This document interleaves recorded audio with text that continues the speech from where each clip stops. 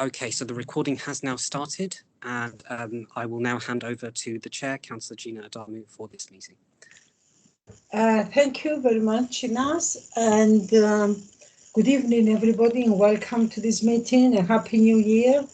And the first thing we do, we are going to introduce ourselves, and I will ask the councillors and then officers and then everybody else who is present. I am Councillor Gina Adamu. I chair the Licensing Committee and Licensing Subcommittee. Can I ask my colleagues to introduce themselves, please?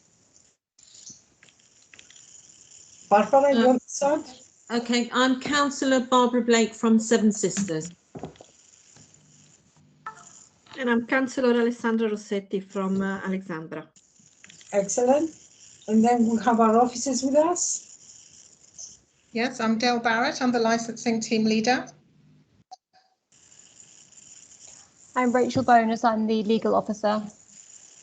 And I am Nazia Chowdhury, Democratic Services Officer for this meeting. Excellent. Thank you very much. The police are sending apologies. And licensing officer? Not today, Chair, no. Not today. Okay, No. Sarah is not here. Okay. The applicants are here with us. Can you introduce yourselves, please? Hi, my name is Sam Moss, and I'm representing the Winchester Public House Limited, who are making the application for a premises licence at the Winchester pub. Excellent, thank you. And we have some residents with us. Can you please introduce yourselves, or do you rather do it when you're going to speak? Happy to do it just quickly now. I'm Richard Scavetta, flat 3 of the Winchester. Maybe hand over to Helen and Alessandro next.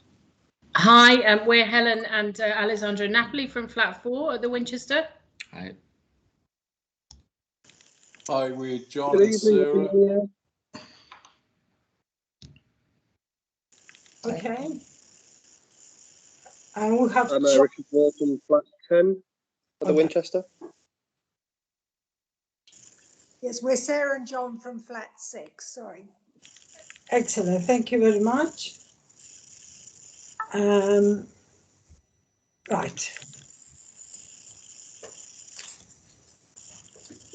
Can I remind people that this meeting is being recorded and will be available for public viewing.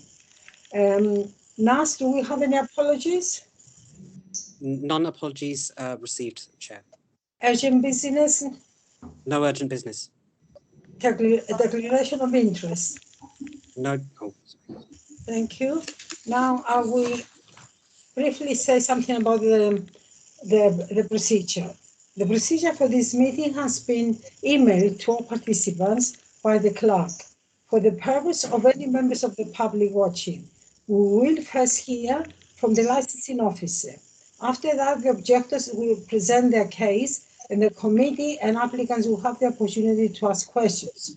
Then the applicants will present their application, and the committee and objectors will have the opportunity to ask questions. I'd like to add here that after the licensing officers, I will take questions first from members, and then after that, the rest. All parties will then have the opportunity to sum up. Then the meeting will conclude to allow the committee to deliberate and reach a decision. This decision will be provided in writing within 5 working days of this meeting. Now, can I ask the licensing officer, Ms. Barrett, to please, can you introduce your report when you're ready? Thank you, Chair. The panel has before them this evening an application for a new premises licence for the Winchester Public House. That application is submitted by the Winchester Public House Limited, and they are seeking the following licensable activities. So regulated entertainment in the form of live music Monday to Sunday, midday to 10 p.m. Regulated entertainment in the form of recorded music at the time shown, and the supply of alcohol Sunday to Wednesday 10 a.m. to 11 p.m. and Thursday to Saturday 10 a.m. to midnight. The supply of alcohol should be for both on and off the premises, and the hours open to the public Sunday to Wednesday, 10 a.m. to 11 p.m. and Thursday to Saturday, 10 a.m. to midnight. The application can be found at Appendix A in the pack. During the 28-day consultation period, representations were received and they are shown in the pack that the panel has before them in Appendix B. Before I go any further, I need to probably do some background information and some explanation with regards to what is actually being applied for here. So the application, you'll note at 1.2, it says for regulated entertainment, live music and recorded music. For clarification, live music between the hours of 8 a.m. and 11 p.m. on any given day. If the committee were satisfied to grant the ability to Winchester Public House Limited to do alcohol sales in the form of on sales, then any regulated entertainment that they wish to offer between the hours of 8 a.m. to 11 p.m. does not actually need to be listed on the license. That regulated entertainment becomes an exempted activity under the law, and so they will get that by exemption. However, in doing so, the panel needs to bear in mind that because they are requesting times within the exempted period, the panel then cannot, at this stage, condition the ability or the ability for them to provide regulated entertainment from the venue. Because it's under the exemption, you can't add conditions to the license around how they then manage that regulated entertainment. If once the license is granted and problems arise, then the legislation says that any review that is then initiated against the license holder, the exempted regulated entertainment ability can then be taken into account, and you can then add conditions to ensure appropriate and proportionate conditions are then added to the license, or the members may, on considering that review, may determine to then revoke that license. But that's obviously at a later date if there are issues arising. Also, just to note, regulated entertainment form of recorded music, the applicant is seeking midnight. Just for clarity, that recorded music is actually background music. And again, there is no, background music is not a licensable activity. So premises with the ability to do on sales is able to provide background music without that needing to be listed on the license also, and they are able to do that. And background music means low level music, which shouldn't be above normal conversation levels, basically, at a venue.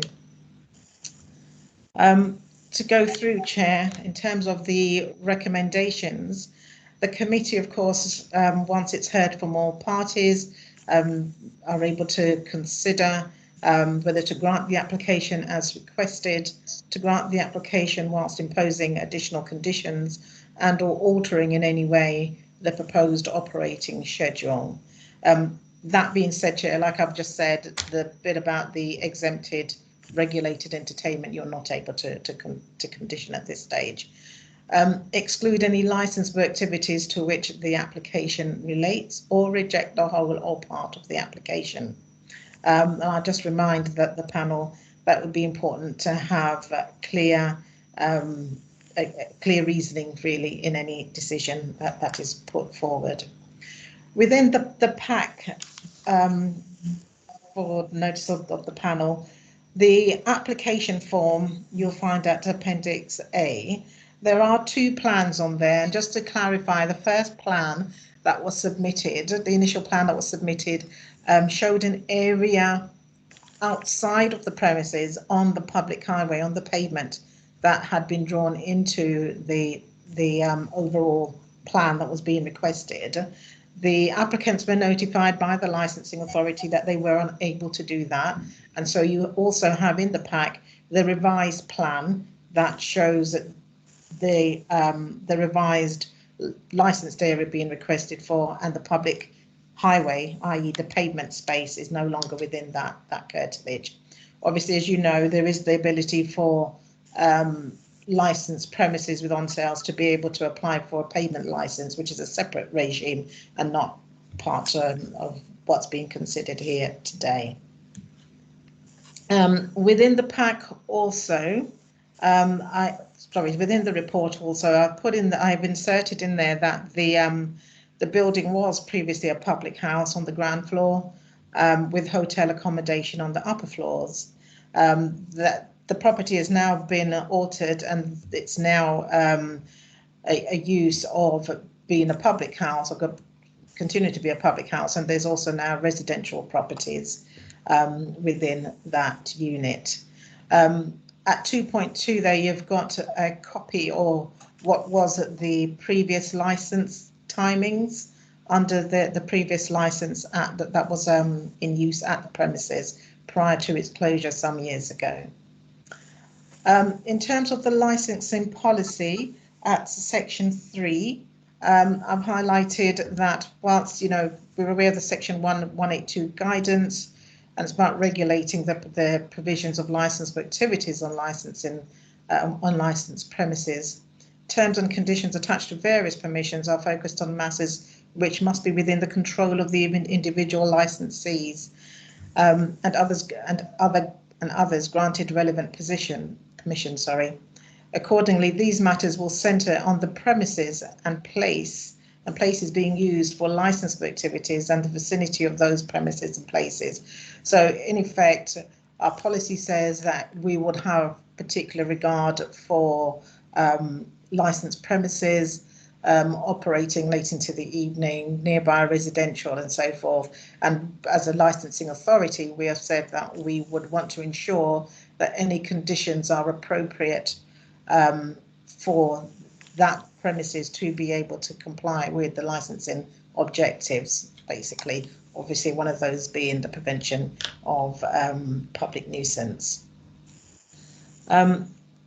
Chair, you have also at 4 the section from the statement of licensing policy on the licensing hours and the views of the local authority on that. I won't read through it, Chair, because I know the legal officer will happily go through it with you in the deliberations. Just to remind the panel that obviously section 17 of the Crime and Disorder Act 1998 comes into play here, as does the Human Rights Act also, Chair. Chair, just some other matters to highlight to you. So the police did make a rep. You'll see that on page, I've seen it 133, but it may come up at 135 if you're looking at it on this online. The police rep has been agreed by Winchester Public Health Limited, and that's the reason why the police are not here this evening, Chair, because their representation has been agreed. The residents' representations, Chair, are relating to concerns for potential noise nuisance, and in some of the representations, they speak of a lack of soundproofing that's been carried out, in their view, at the premises. Chair, just to highlight also that some of the reps from the residents have also included a noise acoustic consultant's report, but it's obviously the wording of it says that it's in regard to building regulations for a new build. I would only caution the panel really with this. As you know, Chair, building regulations are not within this panel's remit for consideration. So you can't really take that into account, to be honest with you. And I'm not well enough on the building regulations to say whether or not the acoustic report submitted by the residents actually qualifies or is correct, because this is not an entirely new build premises, it is an existing premises. But again, as I say, maybe it's a moot point in any event, because obviously the panel cannot have regard to building regulation matters here. And Chair, there I will end, unless you have any questions for me, please. Thank you. I had to, you answered the question about the police I had. Can I ask you on your last comment, is this the report on page 109? You referred to about the noise. Right, so there are a couple. So the applicants sent in their own report, which can be found on page 101. Oh, okay. 100, and then you'll have the acoustic report, which has got APT on it. Ah, that's the one. That's been submitted by a number of the residents. Yes, so residents may wish to speak to that themselves, which they're able to do, but obviously caveated that obviously this panel cannot be dealing with building regulation matters. No, I understand. Thank you very much. Can I ask the members if you, are there any questions? No questions from me, Chair. Alessandra, Councillor? Yes, I have a question, and I don't know if it's for Dalia. It's about the report that we have received. On page 67, section 1.2, immediately below supply of alcohol on and off the premises, we have hours open to the public, Sunday to Wednesday 10 to 2300, Thursday to Saturday 10 to midnight. And then, just a second, on page 89 of the data pack, there is a form which is section L, when it says the hours open to the public are to 23:30 and half past midnight. So I was trying to understand if it's a discrepancy or if me not understanding the difference between the two. Sorry, Chair, the discrepancy is in my report actually. So go by the times in L, please, because that's what the applicant has applied for, and that's what has been considered by the wider responsible authority and what was in the public domain also. Yes. Okay, thank you. Thank you. If there are no more questions from members, I will ask the applicant, Mr. Ross, do you have any questions? Oh, sorry, Mr. Moss, I should say. No questions, thank you, Chair. Okay. Are there any questions from the objectors, from the residents with us tonight? Please indicate, you can raise your hand or... I don't think there are any, I can't see any. Okay, in that case, we move on. The police are not here, so I will ask Mr. Moss then to speak on his application, on the application. Sorry, Chair. Yes. Can you hear from the residents first, and then Mr. I did Moss, ask, but nobody. I did ask. Oh, you mean okay.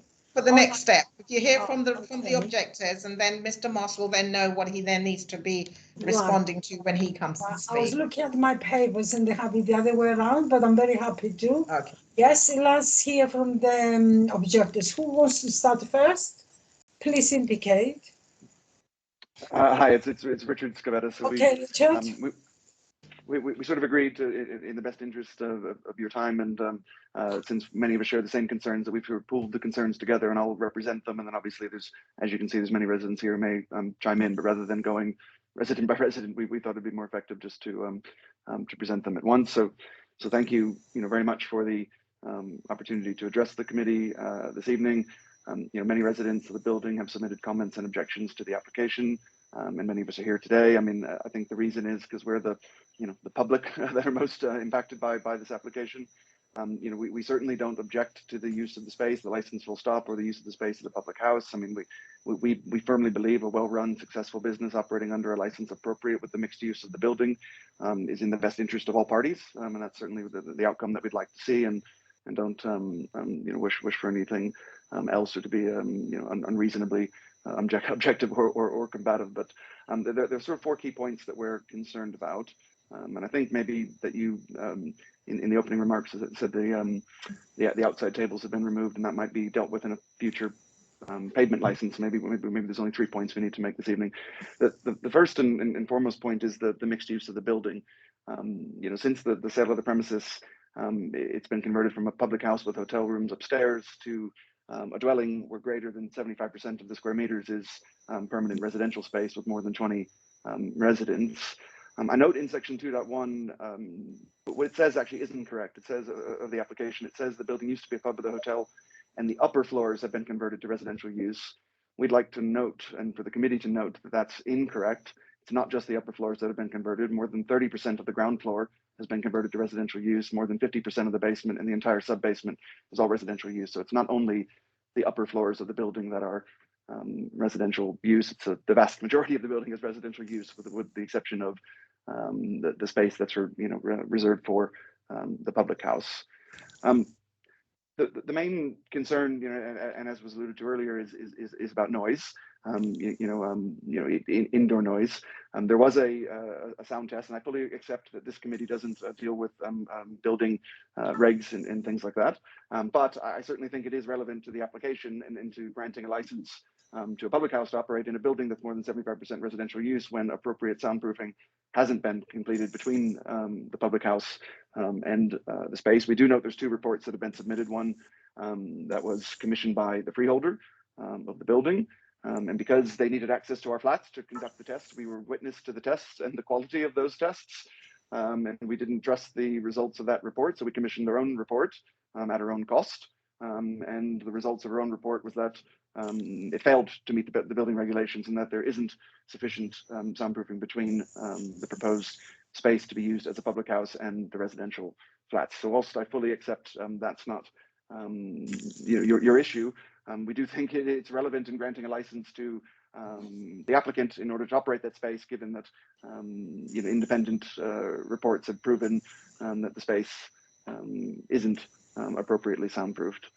And I think the final concern we had was with respect to the operating hours. We think the operating hours should, reflect the mixed use of the building. We think, references to the previous license are somewhat irrelevant because the previous building was 100% commercial. It was a public house that had some rooms upstairs to rent. So the licensing hours there, I think, aren't necessarily relevant to the application here, where a small portion of the building is a public house and more than 75% is for permanent residential use. So we would ask that that is considered, not the appropriate previous license, as it's not really fair or relevant, as that was granted at a time when the building was 100% commercial space. We would think it would be reasonable, given the high concentration of residential space in the building, not to have the weekday operating hours past 10 p.m. and not to have the weekend operating hours past 11 p.m., which I think is 1 hour earlier than both requested in the operating license. The final point was with respect to outdoor noise, but I think we'll withdraw that comment for now and maybe save that for a discussion on a future pavement license. Maybe 1 or 2 final points, and then I'll hand over to one other leaseholder that wanted to comment. I noted that the police representation asked about CCTV, and I also noted that you mentioned the applicant has accepted that representation. I mean, we're aware from another establishment across the street that CCTV isn't always sufficient to deal with public nuisance. There's an establishment across the street that's had some noise complaints for public nuisance. So we think that in addition to CCTV, there might need to be security or something like that to ensure when people are leaving, the pub in the evening and things like that, there isn't public nuisance caused. And the final point that I'll make is, since we saw the application, submitted our objections, and Delilah kindly, replied to them and copied Sam, the applicant, Mr. Moss, into the communication and invited us to engage in a constructive conversation. I would just note that we haven't had any communication from the applicant since then, and we're very open, and we want to find a successful path forward here for all interested parties, but we haven't had any communication from the applicant. I think I'll rest my comments there, and maybe is there one other leaseholder that wanted to also make some comments?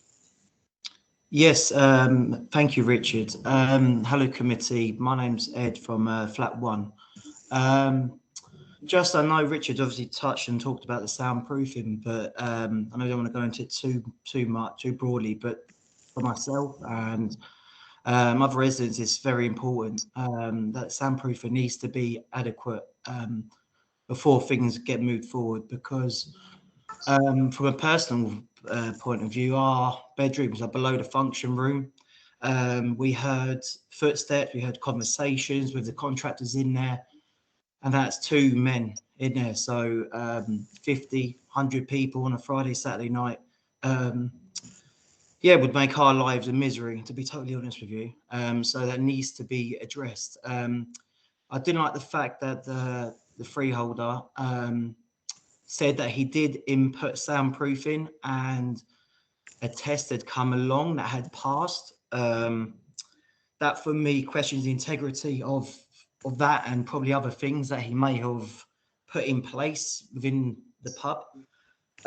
So I just need, from my personal point of view, that really needs to be addressed, because yeah, I have a 2-year-old son, goes to bed at 7 o'clock. I can't have that above. I understand that you know, it's a pub, we're gonna have noise, but to hear every footstep from 2 contractors, yeah, you can imagine what 50 people on a Friday night is going to be like. It's going to make our life a misery. So I request that soundproofing is done to a sufficient standard before going ahead, because that is fair ultimately. But that's my input. I know you didn't want to talk about soundproofing too much, but that's very important to myself and the other residents here in the Winchester, because that needs to be addressed.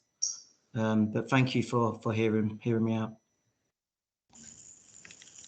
I just wanted to add a couple of points if I can. I just wanted to reiterate Richard saying that, you know, we recognise that this is going to be a public house, and we all want a good way forward for everybody involved. You know, we're willing to be completely reasonable and you know, come to a solution that works for everyone, and that's what our aim is.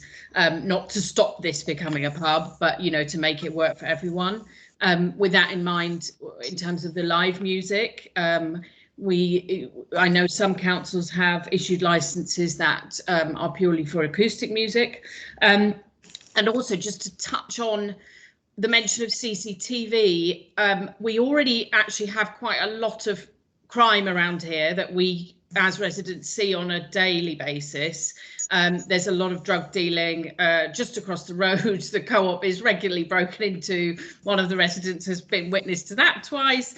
And we have a camera set up in the back of the building where we regularly have people relieving themselves and injecting drugs, you know, right behind the building. And so one of our concerns is that having a pub without sufficient security, you know, one of the pubs up the road from us on Archway has a bouncer, and that seems to contain things. We're just concerned that that will add to the possibility for crime. Thanks very much. Thank you. Will John Lloyd want to say anything? Yes, I think picking up on the points that have been made, we all would like this to work, and you know, we are aware that when we purchased the building, we were told that there is a public license there. When we had our solicitors investigate, we were assured that because of the use for residential, as we've touched on, the space is now predominantly residential use, that it would be a more sedate and sober gastro pub or restaurant type environment, certainly not a live music venue and a public house. So I think, you know, again, we just want to make sure, building on Helen's point, you know, live music, loud, amplified music into the late hours is not really what we were anticipating. Thank you. Can I ask about, I read the reports about the noise, and one of the reports identified 2 areas where it says further investigation is required. That's on page 109. And Richard said that you already met with the applicants. The question I have is, did you discuss that with the applicant? Is the applicant willing to look into that failure, the two small failures. I mean, from my perspective, it's Richard speaking. We submitted a copy of the report to the freeholder. The freeholder actually had encouraged us. He assured us that he would take care of sufficient soundproofing between the public house and the residential flats, and encouraged us to get our own independent test if we were uncomfortable. We did, and that test identified some failures. We shared a copy of that report with the freeholder. We've had no response from the freeholder, and we've had no engagement with the applicant with respect of soundproofing or that matter. Okay. Thank you. Members, do you have any questions to the objectors? Councillor Rossetti? Yes, thank you. I have a question for the first resident, because he mentioned some of the opening times that they would prefer to see, but I wasn't able to catch the times because he was talking very fast. I do apologize. What we had suggested was basically minus 1 hour from what was requested. So I think what was requested was 2300 on weekdays. I think it's 23:30. This was saying at the opening that the opening times were really 23:30 and midnight. Okay, then apologies. Then it's 90 minutes different than what was requested. So we were suggesting 2200 on weekdays and 2300 on weekends. Okay, thank you. Was the suggestion from residents here. Thank you. And have you had a chance to discuss this with the pub? No. No. Thanks. Okay. Councillor Blake? Could I ask Richard, Mr. Scavetta, what are your concerns about the soundproofing report from the applicant? What are your worries about that?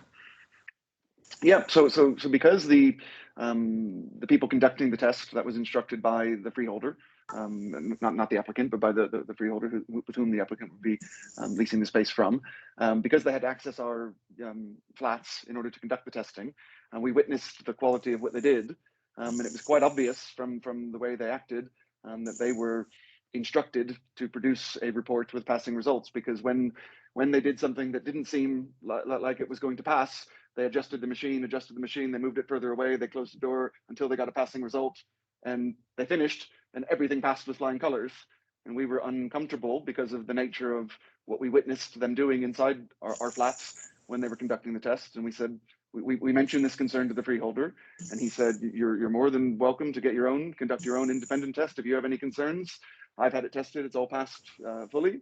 So we contacted several companies. We found very respected, regulated companies to come in and do the test, and they came in and did it, and their test found completely in contradiction with the test run by the freeholder. And the note that the contractor we hired said was, it's not like it failed by 1 decibel or 2 decibels where it failed, and it didn't fail everywhere. There's very limited places where it failed, but where it failed by 20 points. It wasn't like an adjustment of the machine. We were -1 and he was +1. It was off by 20 something points, and they said there's no way that the test that had been conducted by the previous firm could have been considered adequate given the ridiculous level of how badly the test they conducted failed. Because that was our concern. As I understand, it failed in 2 areas. Am I right? Yes. I identified 2 areas. Okay, thank you. I think Helen probably wants to come in. Yes, I just wanted to say as well, in terms of dialogue with the freeholder and Sam, after Dahlia kindly included us all on her emails, we did say that we were really willing and perfectly happy to have dialogue with the freeholder, and that was back on the 29th of November. Several of us wrote, Sam Moss was included on that email, and we've had no one reach out to us at all. So we have been willing to discuss these for months now. And one thing, just this isn't a part of this committee, but our freeholder has we've most of us have been here a few years now, and we've had many issues with our freeholder, which again contributed to our worry in terms of the sound report. And I think the last comment probably which we might want to do about the soundproofing report, which is part of the applicant application, is that the last conclusion of that report mentions specifically about the reception room as well. The conclusion on that raised concern. So for whoever reads the report can see that it's so fair enough. I mean, the concerns are, they coincide perfectly with the report which us as a resident submitted. Yeah, so even though the first report passed, the soundproofers did note that they could hear footsteps and things, and they thought it was strange and that it was an area of note, and that was not the report that we commissioned. That was the first one. So even on that report it notes concerns. Okay, thank you. Alexandra Rossetti, do you want to come back? Yes, because really I have a question on that report, and I thought the report had been commissioned by the applicant, not by the freeholder, because if I read that report correctly, there is one of the tests for the bedroom of flat 1, which I don't understand why it says that is passed, because this is on page 109. And there is a test A1, function room to lower ground floor, flat 1 bedroom room. And that, if I understand this correctly, says that the sound insulation measured was 49 decibel, and it was above the recommended performance. The one immediately below, which is still the bedroom room, is got 38 decibel measured, and the recommended performance is 64 decibel, and there is a pass or fail column next to it, and it says pass. And I was trying to, I would have wanted to ask why I was saying pass, even if it was like 30 decibel below. So I wonder if I don't know, somebody can address that. I thought that the applicant could, because I understood it was this report was from him, not from the freehold. But that would be consistent with the result presented by the other report, because I think it's still the same bedroom room flat 1 that failed the test. Chair, So that's correct. It is the I was hoping applicant. for a clarification. Hang on, who is speaking now? Sorry, Councillor, it's Del, the licensing officer. Councillor Rossetti is correct. It is the applicant's acoustic report that you're looking at page 109. So maybe you can direct that query directly to sorry, because I thought that Mr. it was Moss. the freeholder. Okay, Yes, directly you. to Mr. Moss when he comes to speak. Okay, then we'll do. Thank you. Okay, any more questions from members to the residents? Chair, can I just ask, so Mr. Caddick, is it? Can I just get it, I just want to get it clear into my head that your flat is directly below a dance floor? Is that what you said? Yes, correct. So it's the main part of the pub's the function room. It essentially will be, the dance floor or whatever's planned for that. And that big floor space is literally directly above my bedroom and my son's bedroom. Because I've been up plenty of times, as Mr. Moss will confirm, I've met him before, because I was so concerned about the soundproofing. Like I said, for about 2 or 3 months with work going on inside the pub, we could hear everything, and that's when really raised the concerns. And when the soundproofing test came through and it passed, I was dumbfounded, absolutely shocked. How could that pass? It was, like I said, you can hear footsteps, you can hear everything. So yeah, that's why we got our test done ourselves and paid for ourselves, and that's why I question the integrity of the first test. How has that passed? I don't know. Okay, thank you. Thanks, Chair. Thank you. Thank you. Are there no more questions from members? Can I ask Mr. Moss, do you have any questions to the residents? No, I don't have any questions, but I would just like to clarify that it is, in fact, it's not our noise report. It is, in fact, a report that was compiled by the freeholder. Okay. If you have no questions, then we come to your obligation. Do you want to present it? Yes, please. Good evening, everybody.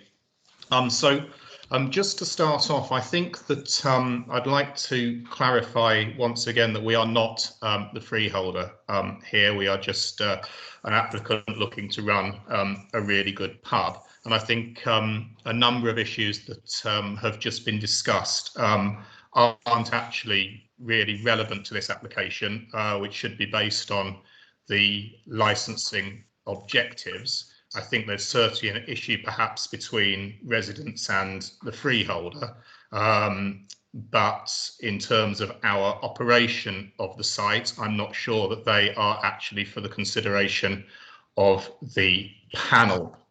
I'll touch on a couple of things as I sort of go through, but just in terms of general stuff. Background, the Winchester traded as a pub continually from 1881 until 2016, when it was purchased by a property developer with the intention of converting the building into residential use. As part of the grant of planning permission to turn the bulk of the building into apartments, Haringey Council's decision specifically stated, and I quote, that the ground floor and associated basement floor shall not be used other than a public house, wine bar, or other drinking establishment. This has been further confirmed by Haringey Council listing the pub as an asset of community value, and by the council's decisions to refuse planning permission to further reduce the trading area of the pub. Specific to this application, and again, we're probably touching on things that aren't really relevant to the application, but the council have turned down a number of times an application by the freeholder to convert the area of the pub, which is currently listed as function room, into residential. Therefore, that space cannot be anything apart from used by the public house. Given that the area covered by the application can't be used as anything apart from a public house, we believe that the activities that we've applied for are entirely standard, that they don't convene the licensing objectives as stated in the application guidance at all. Indeed, the opening hours that we've applied for are a considerable improvement on those of the pub's previous licence, which saw it open until midnight on Monday to Thursdays and until 1:30 AM on Friday, Saturday and Sunday. In our opinion, any fewer hours, the grant of any fewer hours of operation would not be commercially viable for the site.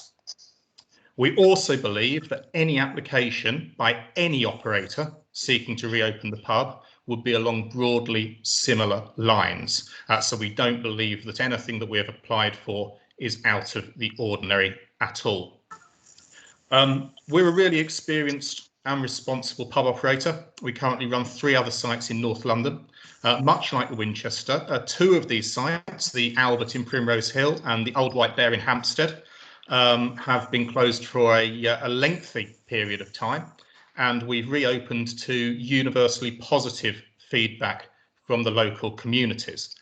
With both of these sites, we've seen a considerable boost to the local economy, and particularly with the Albert, a reduction in crime and disorder, as previously neglected and empty buildings have been brought back into use. Now, touching again, on whether this is relevant to this committee or not, but we note that the majority of representations against our application are to do with noise transfer. We absolutely want to work with with everybody here and with the local community to deliver, a fantastic pub. And we didn't, or the landlord didn't, as part of this application, have to get a noise report produced. That noise report does show that the transfer of noise is within permitted levels prescribed by both building control and planning consent for conversions within existing buildings. the company that did that noise report have also cast doubt on the report that was subsequently commissioned by the residents. Something else that I'd also like to say, and this does touch a little bit on planning rather than licensing, is regardless of the noise report sort of findings, we believe that under something called agent of change principle, because we are continuing the building's established use as a pub, the responsibility for mitigating impacts from noise generating activities, i.e. the pub, falls not on the person continuing with the established activity, i.e. us, but on the person or persons responsible for change of use, i.e. the landlord, developer or owner of the apartments. So basically speaking, and this is a quite obvious planning or sort of recognised planning condition, basically speaking, under the planning rules, any conversion to new use, regardless of the proportion of the building that has been converted, should be done in such a way as to not put any constraints on the future operation of the business that was previously being undertaken on that site, i.e. in this occasion and this instance, a pub. The work presumably has been signed off by building control, which would indicate that they were happy. And if the noise, if the noise sort of work had not been signed or had not been installed to a significant level, then the residential accommodation should not have been signed off as being good enough to live in. I would go back though, however, to the point that Dahlia made at the start, that I don't believe that this is necessarily relevant to this hearing. I'd also know that each of our other 3 pubs has residential immediately above it. We've never had any issues with any noise complaints at all. I'd like to pick up just on the point that was made earlier about live music. We've confirmed to the Building Control Department of Haringey Council that any live music would be ancillary to the operation of the pub. We are not operating a live music venue. We are going to operate a really lovely, quiet, pub, good food, more along the lines of gastro than anything else. But we didn't want to have to apply for a temporary event notice every time we wanted a couple of acoustic musicians in the corner on a Saturday or Sunday afternoon. Although, as Dahlia has pointed out, if this application is granted, the times that we're allowed to have live music are much longer. We'd be very happy to agree that no live music goes past 10 o'clock in the evening. I'm not, I'm not fussed about that, but we are not about to open, the second roundhouse venue immediately above or below your flats. It's not what we do. We've also run pubs for 15 years, and so far we've never had a dance floor in any of them. So I would be very, very surprised if very much dancing takes place. So in terms of what we want to do, we are an incredibly good, responsible, experienced, independent operator. It is us. It isn't a big faceless company. I'm not sitting here as an agent. I'm sitting here as the person who is going to run the site. But as per the application, in terms of addressing the licensing objectives, we believe our application is entirely standard and is in no way controversial. All we want to do is bring back to life an asset of community value in a building that can only operate as a pub and reposition it at the heart of its community once again. And we firmly believe that our application should be improved in full. Okay. Thank you. I'll take questions from councillors first, and then I will go to the residents. Can I ask, are there any questions from councillors? Councillor Rossetti. Yes, just a question I previously have on the report. I understand it might be relevant, it might not be relevant, but just out of curiosity, I would like to understand if there was really a pass or a failed test, if Mr. Moss has the answer. I don't know, no, because it wasn't our we didn't commission the report. It was commissioned by the freeholder. So I have all that we've done is attached report, which was said that it passed. But as I say before, I'm not necessarily sure that it's relevant to the to this evening's committee. Okay, yeah, it was attached anyway, so that's why it was not relevant, but was attached. So I wanted to clarify. Thank you. Another question from. Yes, I know you keep saying it's not relevant to this license, and I heard from the licensing officer, and I understand that. But at the same time, there are residents here, and they have concerns about the noise. Will that, if I was in your shoes or your companies, I would have raised the issues with them. You say it wasn't your obligation for the noise; it was the freeholder. So have you raised that? Has a conversation happened between your company and the freeholder about the noise, about this report? Because you want to work and run the pub and the residents be happy and everything, I get that. But it would have helped if you said to the freeholder, can you look at this report again, independent report? Is there a possibility you can look at these two areas of concern? Yeah, I mean, before we put the application in, we asked the freeholder, well, the freeholder volunteered to get a noise report done. So that was part of the process surrounding this application. They came back to us and said, the noise report is good, go ahead and put the application in for the license. The residents have subsequently put their own noise report together that says that there are areas of concern. The freeholders' noise report team have looked at that report and said that they don't agree with the with the results. That's all that we have to go on. As I said, we believe that within the application, it's not necessarily our responsibility to make sure that there is sufficient noise protection. That is for the freeholder or the owners of residential properties to do, because we are simply continuing the usage of the building as it has been since 1881. No, I understand all that. What if once you're open, and I say if because I don't know, if the residents are correct and there would be a noise, and then the complaints will come in to the noise team in the council, then it will affect your business, because once the complaints come in, it will the council have to look and investigate it. So I would thought it was in your company's interest to try to assist. I mean, I don't know. I'm just asking the question, basically. I'm trying to understand what happened. Yeah, I mean, ultimately, we don't believe, as I've just said in my representation, that there will be any noise issues. We run 3 pubs, all with residential above them.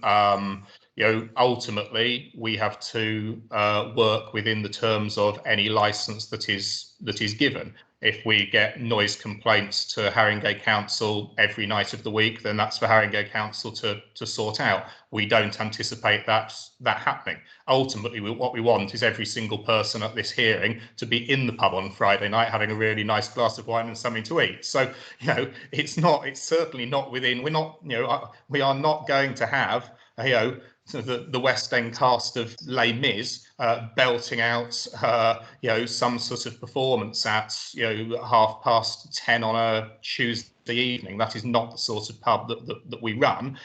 Again, to re-emphasise, we're slightly in a, between a rock and a hard place here, because, we're not the freeholder, but ultimately this building, whether it, the majority of it or not at the moment, has been a pub for hundreds of years. It is going to continue. It is going to continue as a pub. There will be some noise associated with the pub, but that I believe in terms of the application that we are putting forwards, there are no, we are not in breach of any of the licensing objectives. Okay, thank you. I will take questions from residents. So before I do that, the licensing officer, I think she wants to come in. Thank you, Chair. Just to reiterate, Chair, so the NSL report was commissioned by the freeholder, and it seems that obviously this was part of the process in relation to building regulations requirements there also, that this needed to be carried out. And one would hope that obviously, as it's the freeholder's own report, that they would address the two items raised at 6.2, of the two areas that their report is saying requires further investigation. Yeah, so the main public house to flat 2, the issues there, and function room, and the potential impact at flat 1. Our own noise team has seen this report, Chair, and they didn't come back with any further comments on it. However, depending on the outcome of this case or what members decide, maybe that's something that we can ask the noise team to probably take forward separately with the freeholder, if that would help the panel. Okay, thank you very much. Now I got two hands up. I'm not quite sure which one was first, whatever it says Helen Napoli or John Lloyd. Helen. Helen. Okay. Thank you. I'll be very, very brief. Just in terms of the noise, Sam, we certainly don't feel it's your responsibility to sort it out, but we feel that, yes, we all want to be in the pub on a Friday night. So we feel that now is the opportunity to get this right in terms of soundproofing. And even if you don't believe the second report we had commissioned, the first one does raise concerns which correspond to the areas that failed in the second one. So, it would already seem that there are issues. When we talk about the noise you can hear from Ed's flat in particular, it's not music. You can literally hear whispers from the pub. So therein lies the problem. We do not want to be complaining every night about the noise. We want to run in harmony with you. And so now is the opportunity to probably, we don't know how it gets done. We believe it's the freeholder's responsibility as well, but it would be probably a very easy fix now before it opens, rather than a much more difficult fix in the future if it does become a problem. And you also mentioned that the building has been signed off. The building has not been granted a certificate of lawfulness as yet, because it hasn't met requirements for that, despite being years after completion. So, that's just one point to note as well, basically. And that's it from us. Okay, thank you. And could I just come back? Sorry. Yes.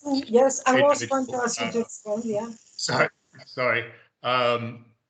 Sorry, it's much easier if we can all sit in a room together, isn't it? But hopefully that is coming back. So yeah, just on that point again. Look, we completely appreciate that. We are in, as I say, we are between the freeholder and you. We have been told that things have been done. Ultimately, there is a set of standards that the freeholder has to achieve before we, before we will take our lease on. So that is a separate point. But without being, I don't want to come across as sort of just completely, condescending and not caring, because I absolutely do. Obviously, this application is about things like hours of operation, things like licensing objectives. We need to get to a point where we are happy that we can run the pub as a commercially viable venue. The issues, I think, to be taken up with the freeholder are probably for you as a group and me as a prospective lessee, rather than for the councillors this evening to be making a determination on. So, from our point of view, the licence that we've put forward, we believe very strongly should be granted by the council, and we believe it is a fair and balanced and commercially viable licence to get this pub back up and running. The issues in terms of what the freeholder does in order to get the building into a fit state for that operation to take place, I think are separate conversations and shouldn't influence the committee's decision on whether our application is good or not. Okay, thank you. Sorry. Yes, apologies. no, please, speak up. Thank you very much. We were really going to build on Helen's points, and again, back to the thing we've been saying all along. We'd love to be sitting with a nice glass of wine in a lovely gastro pub, and you'd have great contented customers upstairs. I would emphasise the point that, Ed, you don't need fancy equipment to understand how poorly the soundproofing is. I understand that's an issue between you and the freeholder and us and the freeholder, but we also have a history of issues with the freeholder in terms of electrics in the building and so on. If licence can be approved subject to these things being satisfactorily completed, I think would put a lot of our minds at rest, quite frankly. But also, I think on the acoustic versus amplified music, is there a compromise there that can be made? Because it's a very different experience, acoustic versus amplified music in a premises that are very close to some of the residential flats, as we've highlighted. Thank you very much. Yeah, I mean, again, there is, I would, just, re-emphasize the point that I think these are two separate discussions to be had, and there's not necessarily the responsibility of the council or of the council or of these specific councillors. And one of the things I would also say is that I'd like to remake the point that the area immediately above Ed's flat, the freeholder has put planning permission in to change that into residential use a number of times, and the council have rejected it every single time. So the area in that space is going to be, whether we run it or somebody else runs it, is going to be part of a pub or a restaurant. At the moment, all I can tell you, and you're going to have to trust me a bit on this, is that we are incredibly responsible operators. I mean, you are more than welcome to go down to the Albert in Primrose Hill or the Old White Bear or the Haverstock Tavern, and you can see what we do. We have not had any complaints from noise. In terms of amplified and unamplified music, as I understand it from speaking to Dahlia, the committee are not able to do that formally as part of this hearing. I can tell you that we are not going to have amplified music or any live music after 10 o'clock any night in terms of what we want to in terms of what we want to do with the pub. I mean, I say any night, we might on New Year's Eve. But what we want, and particularly at the moment, with the sort of awful 2 years that we have had in hospitality, the most important thing in terms of pubs at the moment is flexibility. We don't want to be limiting ourselves in terms of what we can and we cannot do right at the beginning. You do have the right, obviously, to complain to the council if we are not operating within the terms of our licence. You also have the opportunity to complain to the council if there are, a rock band on a Monday afternoon, and you are trying to work from home. But we are pressing absolutely for everything that is within the application that we have made to be approved by the council, because we think it's a perfectly reasonable application. Okay, I think I have more hands up. I've got Richard. Oh, and then I start with Richard. I can't see him, but his hand is up. Yeah, sorry, my internet's a bit poor, so I've turned the video off. So I know. I think we've talked about sound quite a lot. I can see we're not in agreement in terms of whether that's the freeholder or the leaseholders. and I'm sure the residents want to comment on that as well. But just to go back to the other point which Richard made at the start around security and the safety within the area, like I think the residents said on the call, that we've all seen people stealing things from the supermarket across the road. You can see drug dealing happen on a quite regular basis, which, you know, it's a problem for the community. And I know, Sam, your point was that introducing the pubs, you know, where there was previously empty buildings lowers crime. That's not necessarily the case with this. We've been inhabiting the area for a while, so people aren't using the premises for kind of, you know, illicit activity. But increasing the amount of alcohol consumed in the area, I think, you know, does potentially bring that risk as well. So a couple of the points we said were, you know, what's the approach with security balances on the door, as well as CCTV? I'm not sure if I've heard a response on those 2 points. Yeah, so in terms of CCTV, we've accepted all of the points raised by the Metropolitan Police. So under the terms of our licence, we have to have CCTV both inside the pub and outside the pub. That has to be stored for a set number of days and has to be recoverable by the police in the event that they ask for it. In terms of limiting things like crime and disorder, all I can tell you is the sort of people that visit our pub are incredibly unlikely to go over the road and smash the window of Co-op. You know, we are going to have to work within our licensing boundaries here, and part of that is refusing service to problem customers. Part of that is refusing service to people who are obviously intoxicated. We will have a Challenge 25 policy in place to make sure that we're not serving underage drinkers. But mainly, what will discourage, hopefully, people that are, you know, in the area to cause trouble is just the look and feel and atmosphere of the place. We are not going to be selling bargain basement booze at £2.50 a pint. You know, it is not going to be that sort of place. We are going to offer every champagne and every wine by the glass. We are going to be, you know, having some fantastic craft beers, some fantastic international beers, you know, loads of great non-alcoholic and soft drinks options. It is not going to be, and again, please go down to the Albert, please go down to the Old White Bear, go and see what we're actually doing here. We're not running we are not running a Wetherspoons. We're not running a high volume late night pub operation, and all I can tell you is we used to have a lot of fly tipping and criminal activity towards the rear of the Albert in Primrose Hill. It's completely stopped because guess what? The lights are on all the time. There's staff there. The garden is looked after. There's hanging baskets at the front. You know, there are more people in the area because they are using the pub. And I can only tell you that from my personal experience, that actually going from an empty building to a much loved community asset with local people who are also proud of the pub, which makes a massive, massive difference. I can only tell you that in our experience, it has massively improved the immediate areas in which those pubs operate.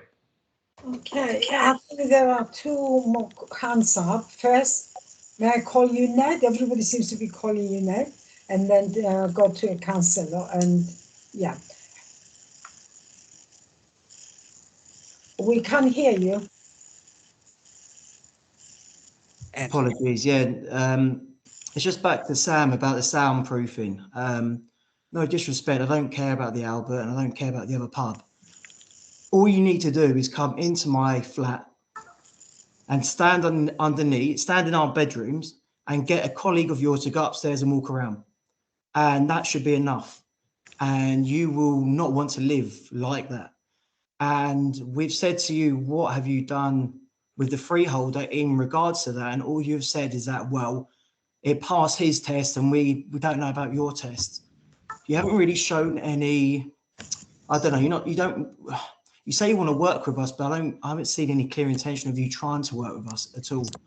I'd invite you into our flat to listen to the sound, and you would not want to live like that. So I think you really need to work with us. I think, like Helen mentioned before, we need to sort all this out now before the pub is in situ, and we will be the noisy neighbours, and we will complain, and we will not be happy. We want to work with you. We do want a pub. We haven't come on here and said, We do not wish for a pub to be back, you know, in situ again.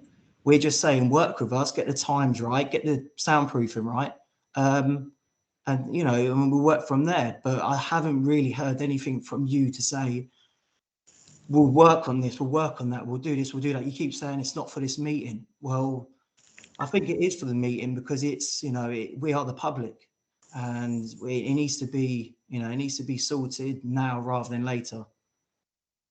Yeah, I think that's, look, I mean, you know, again, it's, you know, absolutely fair enough. You know, you live under what is a pub. You have, you know, completely relevant, you know, relevant fears. All I would say is that actually, since our first visit to the pub, which was just bare boards, there has been quite a lot of noise insulation and sound insulation gone down immediately above the above the floor, which we will then put carpet on top anyway. All I'm saying is, I'm not saying that the issues are not relevant. These issues that we are discussing is absolutely relevant, but they are relevant with a discussion with the freeholder. It's not necessarily for this committee, in my opinion, to make a decision based on that. The committee needs to make a decision based on the licensing objectives, I think, as outlined by Dahlia at the start. We are absolutely happy to work with you, but I do feel that the bulk of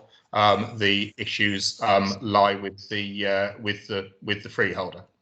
Okay, thank you. I think I asked license officers to come in, and then I would take one more question from the councillor. We'll move on.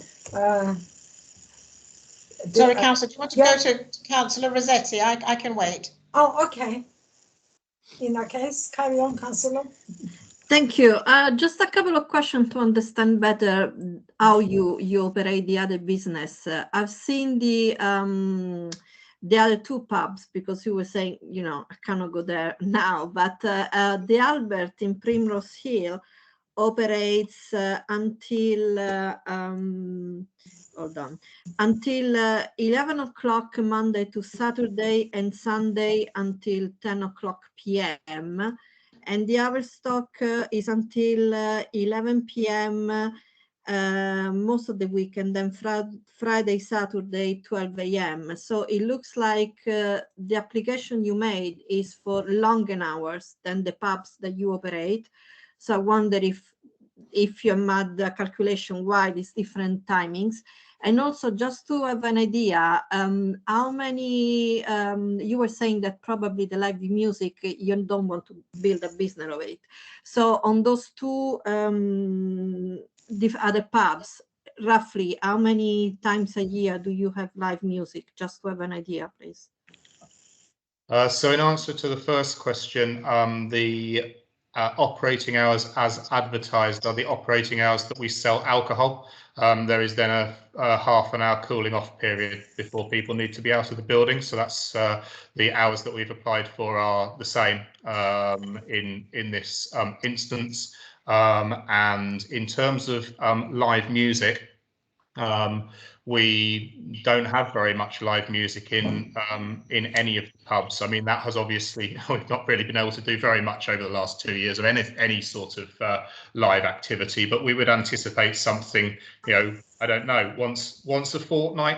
I mean, you know, it's very difficult to say, but we're not, you know, none of our pubs operate as live music venues. I think, as Dahlia has previously said, under regulated entertainment, we would automatically get a license for live music anyway. So actually, my applying for live music was more to make the point that we weren't planning to do it after 10 p.m. Actually, than to sort of hopefully assuage any problems or issues with residents, than say that we were going to do it all the time. Thank you. Okay, thank you. Mrs. Barrett. Licensing officer. Chair, I was just going to ask the resident, Mr. Scavetti, if he's actually approached the freeholders regarding the concerns he has with the lack of soundproofing and so forth, because it seems that that's that ongoing issue needs to be resolved directly with the freeholders. And if this is the freeholders' own report, then surely he's got it in black and white there as to the fact that their own independent person that they paid for this report has highlighted those particular issues that need to be addressed and how they're going to address those issues. So just a comment. Okay. I think we're done. I will ask you all to sum up. Can I ask with you first, licensed officer, is there anything you want to say? No summing up for me. Thank you, Chair. Will one of the residents like to sum up, please? I'm happy to quickly sum up. Okay. Sorry, Chair, can we stop? I think Richard may have had to drop off. Very quickly, we want this to go ahead. We have no problems with it being a pub. We just want to work together to get it right from now. Our main concern is that if the license is granted, we do recognise that the soundproofing is the freeholder's concern completely. If the license is granted, though, there's nothing to stop it just happening overnight. We have approached the freeholder about it and had no response. So there would be nothing to stop everything going forward whenever, and us not getting this sorted. And we would like to get it all sorted just before it goes ahead so we can live harmoniously, basically. Yeah, and I think on top of that, I think it was just made clear as well. Even if the license is granted without considering any of our concerns on this matter, it's quite easy to understand that, as Ed has already mentioned, there would be complaints, which would be also easy to sustain because you just need to really almost put a microphone underneath that floor, and therefore the license itself will then be affected afterward. So this is why, yes, to answer actually to the comment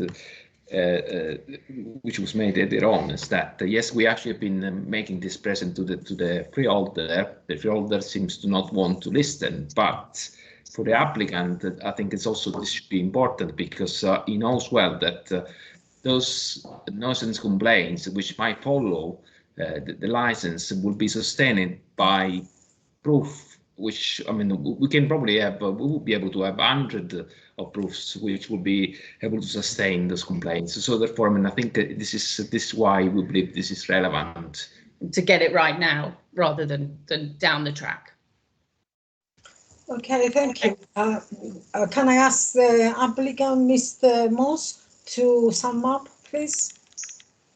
Yes. So, specifically in relation to licensing objectives, we intend to run or return an empty and neglected building with a superb heritage interior into a thriving, well-run, well-respected pub at the heart of its community. And we strongly believe that good pubs deliver fantastic benefits to the local areas. And as this building can only be operated as a pub, we would respectfully request that our application be approved. Okay, I'd like to thank you all very much for coming this evening. And I will ask you to leave us now. The panel we're going to have a discussion, and our decision will be made available to you. You will get a letter or an email within 5 working days of our decision. Thank you again all very much for coming this evening. Thank you very much. Thank you. Thank you very much. Thank you. Thank you.